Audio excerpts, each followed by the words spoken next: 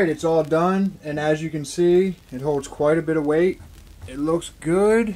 I mean, you could keep on adding more epoxy to it, or resin, the Envirotex, if you want to. You could do another coat. I only did one coat.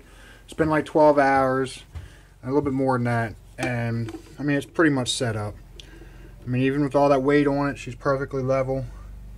And I still have one more surprise for you guys.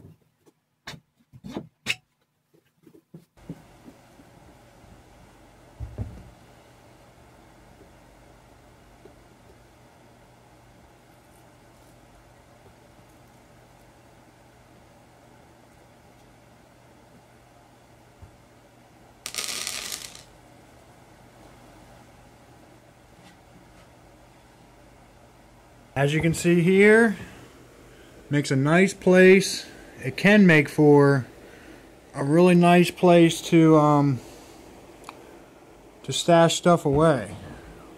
All I did, a couple scenes back, I just drilled that little hole in it and put those.